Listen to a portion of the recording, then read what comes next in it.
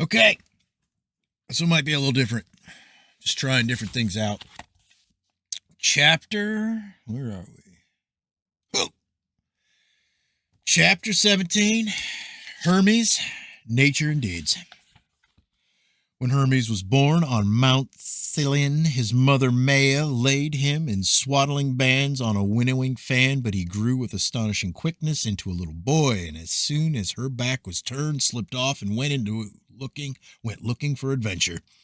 Arrived at Peria, where Apollo was tending a fine herd of cows, he decided to steal them, but, fearing to be betrayed by their tracks, he quickly made a number of shoes from the bark of a fallen oak and tied them with plaited grass to the feet of the cows, which he then drove off by night along the road. Apollo discovered the loss, but Hermes' trick deceived him, and though he went as far as Pylos in the westward search, and to Onchestus in his eastern, he was forced in the end to offer a reward for the apprehension of the thief. Silenus and his satyrs, greedy of reward, spread out in different directions to track him down, but for a long while without success. At last, as a party of them passed through Arcadia, they heard the muffled sound of music such as they had never heard before, and the nymph Selene, from the mouth of a cave, told them that a most gifted child had recently been born there, to whom she was acting as nurse. He had constructed an ingenious musical toy from the shell of a tortoise and some cowgut, with which he had lulled his mother to sleep. B. And from whom did he get the cowgut? Asked the alert satyrs, noticing two hides stretched outside the cave. Do you charge the poor child with theft? Asked Selene. Harsh words were exchanged. C. At the moment, Apollo came up, having discovered the thief's identity by observing the suspicious behavior of a long-winged bird. Entering the cave, he awakened Maia, and told her severely that Hermes must restore the stolen cows. Maia pointed to the child, still wrapped in his swaddling bands and feigning sleep. What an absurd charge, she cried, but Apollo had already recognized the hides. He picked up Hermes, carried him to Olympus, and there formally accused him of theft, offering the hides as evidence. Zeus, loath to believe that his own newborn son was a thief, encouraged him to plead not guilty, but Apollo would not be put off, and Hermes at last weakened and confessed. Very well, come with me, he said, and you may have your herd. I slaughtered only 2, and those I cut up into 12 equal portions as a sacrifice to the 12 gods. 12 gods, asked Apollo. Who is the 12th? Your servant, sir, replied Hermes modestly. I ate no more than my share, though I was very hungry, and duly burned the rest. Now this was the first flesh sacrifice ever made. D. The 2 gods returned to Mount Sillin, where Hermes greeted his mother and retrieved something that he had hidden underneath a sheepskin. What have you there? Asked Apollo. In answer, Hermes showed his newly invented tortoise-shell lyre and played such a ravishing tune on it with the plectrum he had also invented, at the same time singing in praise of Apollo's nobility, intelligence, and generosity, that he was forgiven all at once. He led the surprised and delighted Apollo to Pylos, playing all the way, and there gave him the remainder of the cattle, which he had hidden in a cave. A bargain, cried Apollo. You keep the cows, and I take the lyre. Agreed, said Hermes, and they shook hands on it. E.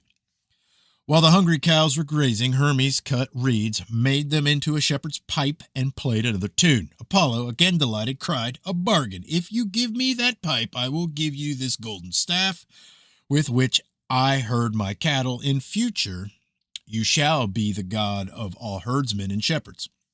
My pipe is worth more than your staff, replied Hermes, but I will make the exchange if you teach me augury too, because it seems to be a most useful art. I cannot do that, Apollo said, but if you go to my old nurse, the Thayer, who live on Parnassus, they will teach you how to divine from pebbles. F. They again took hands And Apollo, taking the child back to Olympus, told Zeus all that had happened. Zeus warned Hermes that henceforth he must respect the rights of property and refrain from downright lies, telling downright lies. But he could not help being amused. You seem to be very ingenious, eloquent, and persuasive godling, he said. Then make me your herald, father, Hermes answered, and I will be responsible for the safety of all divine property and never tell lies, though I cannot promise always to tell the whole truth. That would not be expected of you, said Zeus with a smile, but your duties would include the making of treaties, the promotion of commerce, and the maintenance of free rights of way for travelers on any road in the world. When Hermes agreed to these conditions, Zeus gave him a herald's staff with white ribbons, which everyone was ordered to respect. A round hat against the rain, and winged golden sandals which carried him about with the swiftness of wind. He was at once welcomed into the Olympian family, whom he taught the art of making fire by the rapid twirling of the fire stick. Afterwards, the Threy showed Hermes how to foretell the future from the dance of pebbles in a basin of water, and he himself invented both the game of knucklebones and the art of divining by them. Hades also engaged him as his herald to summon the dying gently and eloquently by laying the golden staff upon their eyes. He then assisted the three fates in the composition of the alphabet, invented astronomy, the musical scale, the arts of boxing and gymnastics, weights and measures, which some attribute to Palamedes, and the cultivation of the olive tree. Some hold that the lyre invented by Hermes had 7 strings, others that it had 3 only to correspond with the seasons, or 4 to correspond with the quarters of the year, and that Apollo brought the number up to 7. Hermes had numerous sons, including Achion, the Argonauts, herald, Autolycus, the thief, and Daphnis, the inventor of bucolic poetry. This Daphnis was a beautiful Sicilian youth, whom his mother, a nymph, exposed in a laurel grove on the mountain of Hera. Hence, name given by the shepherds.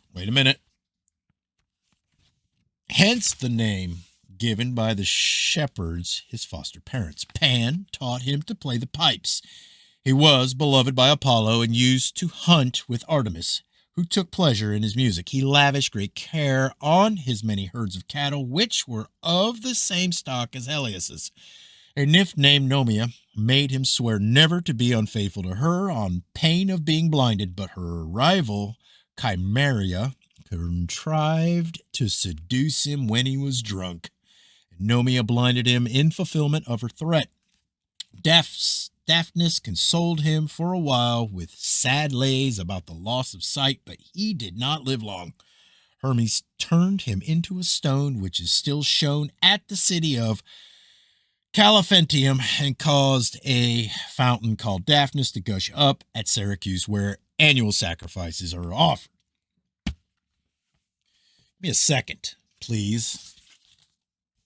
I'm going to do the footers. Just wait a second. I want to make sure everything's going. Hang on. A bunch of shit in my pockets over here.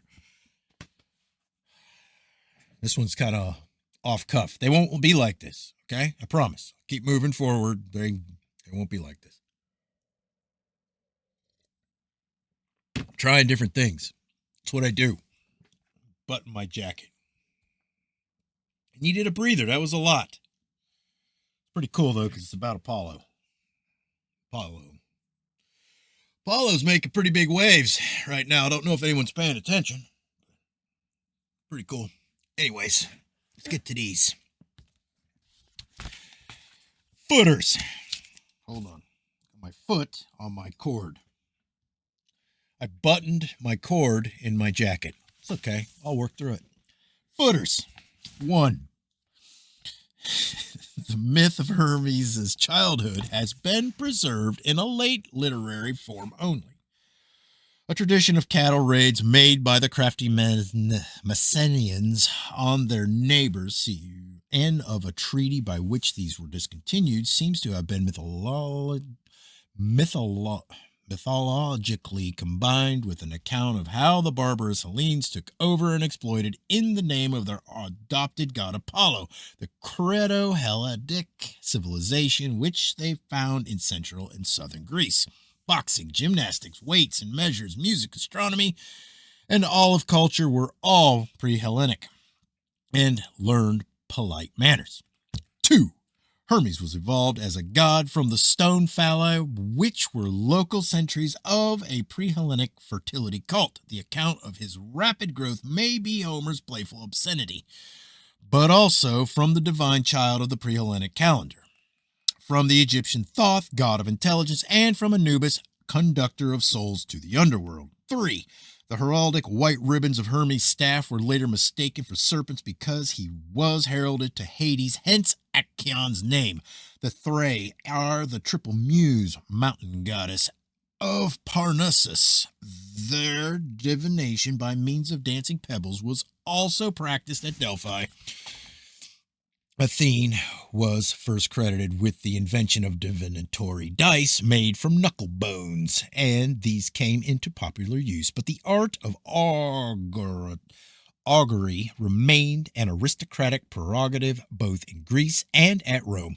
Apollo's long-winged bird was probably Hermes' own sacred crane, for the Apollonian priesthood constantly trespassed on the territory of Hermes, and earlier patron of soothsaying, literature, and the arts, as did the Hermetic priesthood on that of Pan, the Muses, and Athene.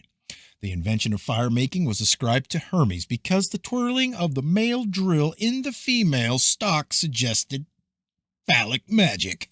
4. Silenus and his sons, the satyrs, were conventional comic characters in the Attic drama. Originally, they had been primitive mountaineers of northern Greece. He was called an autochthon, or a son of Pan, by one of the nymphs, Nonus. 5. The romantic story of Daphnis has been built around a phallic pillar at Cephalanateneum and a fountain at Syracuse, each probably surrounded by a laurel grove where songs were sung in honor of the sightless dead. Daphnis was said to be beloved by Apollo because he had taken the laurel from the orgiastic goddess of Tempe.